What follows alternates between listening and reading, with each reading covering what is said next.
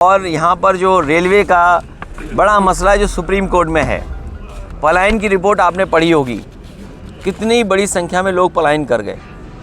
ये आखिरकार सरकार की गलती है जिसकी वजह से लोग पलायन किए हैं और लोग गांव में रुके रहें, अपने नेटिव प्लेस पर रुके रहें। उसके लिए अभी भी सरकार के पास कोई योजना नहीं है। जो सपने उत्तराखंड बनने पर दिखाए गए थे वो सब सपने तोड़ दिए गए। और रेलवे की ज़मीन को लेकर के सुप्रीम कोर्ट में जब मामला है तो मुझे उम्मीद है। हल्द्वानी पहुंचे उत्तर प्रदेश के पूर्व मुख्यमंत्री अखिलेश यादव ने जोशीमठ मामले में राज्य सरकार के खिलाफ जमकर हमला बोला। उन्होंने कहा कि मुनाफे कमाने के नाम पर सरकार पर्यावरणीय व्यवस्थाओं को दरकिनार करते हुए पहाड़ के लोगों की जान जोखिम में डालने पर लगी हुई है। अखिलेश यादव ने कहा कि लंबे समय से स्थानीय लोग, साइंटिस्ट और भूवैज्ञानिक लगातार सरकार को संकेत दे रहे थे। यहाँ एनटीपीसी द्वारा बिजली पैदा करने के नाम पर पूरे पहाड़ को संकट में डाला जा रहा है, लेकिन यह सरकार केवल मुनाफा कमाने के बारे में सोचती है। उन्होंने कहा कि उत्तराखंड, उत्तर प्रदेश सभी जगह उत्तराखंड के ही मुख्यमंत्री हैं।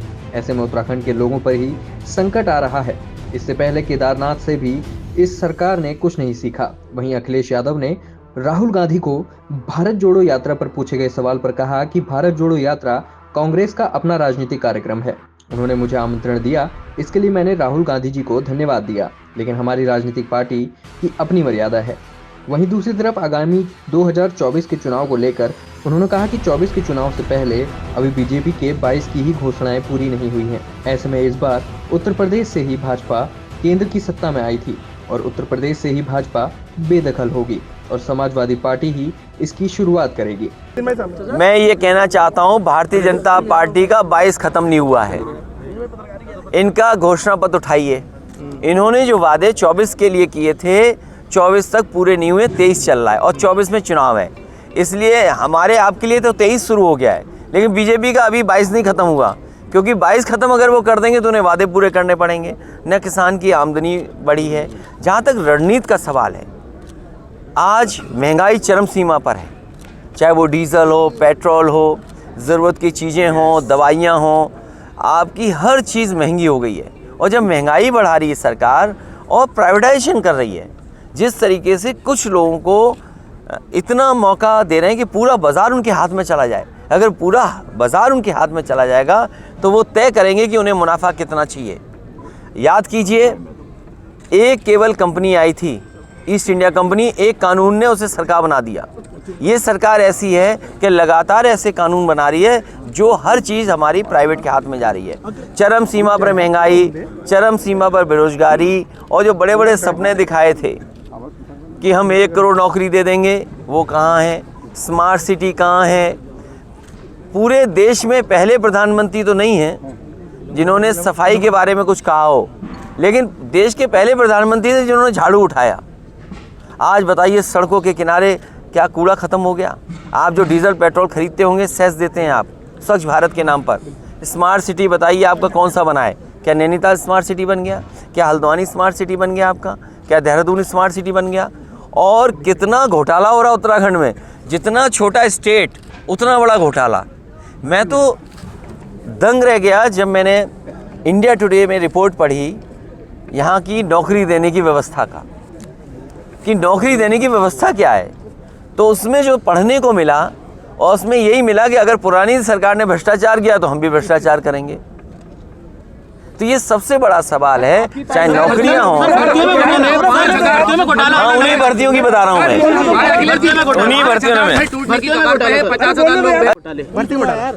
एक मिनट देखिए, उत्तराखंड में जब से उत्तराखंड बना है, और सबसे बड़ा स्थान उत्तराखंड में अगर असेंबली में तो स्पीकर का है। आपने इंडिया टुडे की रिपोर्ट, और आप में से सब लोग जागरूक पत्रकार हैं, आपने सब ने देखा है, समझा, जाना है। जब विधानसभा में भर्तियों में कितने बड़े पैमाने पे घोटाला, और विभागों का घोटाला हम देखें कितना घोटाला, और भर्ती में घोटाला। ये सरकार, जहाँ उत्तराखंड छोटा है, इसलिए मैंने कहा उत्तराखंड छोटा है, लेकिन घोटाले बड़े हैं यहाँ पर। और ये तो उत्तर प्रदेश से सीखा है पेपर लीक। और मुझे तो ये लगता है कि हमारे मुख्यमंत्री यहाँ बता देते होंगे कि पेपर कैसे लीक करना है। क्योंकि यूपी में पेपर लीक, उत्तराखंड में पेपर लीक, यहाँ पर भर्तियों पे सवाल खड़े हो रहे हैं, वहाँ भी भर्तियों में सवाल खड़े हो रहे हैं, और कितना भेदभाव है।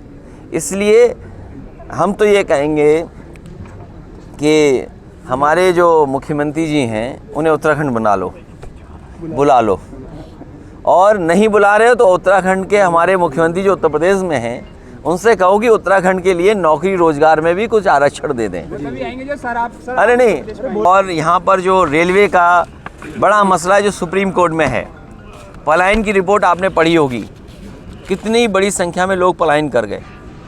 ये आखिरकार सरकार की गलती है जिसकी वजह से लोग पलायन किए हैं, और लोग गांव में रुके रहें, अपने नेटिव प्लेस पे रुके रहें, उसके लिए अभी भी सरकार के पास कोई योजना नहीं है। जो सपने उत्तराखंड बनने पर दिखाए गए थे वो सब सपने तोड़ दिए गए।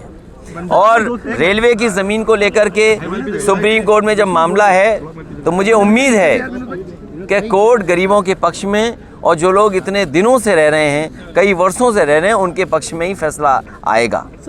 हमारा ये मानना है कि हमारा मानना ये है कि जो गरीब इतने वर्षों से रह रहे हैं उन्हीं के पक्ष में फैसला आएगा। हमें कोर्ट से भी अपील और निवेदन यही है कि इन गरीबों की मदद करें। सर, राहुल बुलडोजर करने की जरूरत है यहाँ। ये उत्तराखंड में समाजवादी पार्टी मजबूत होगी, हमारी ये मानना है। हमारे साथी और काम करेंगे, जो जनता के मुद्दे उनको उठाएंगे, और बहुत जल्दी पूरे प्रदेश स्तर के संगठन की बैठक हम लोग करेंगे। 2024 में सभी सीटों पर समाजवादी पार्टी लड़ेगी।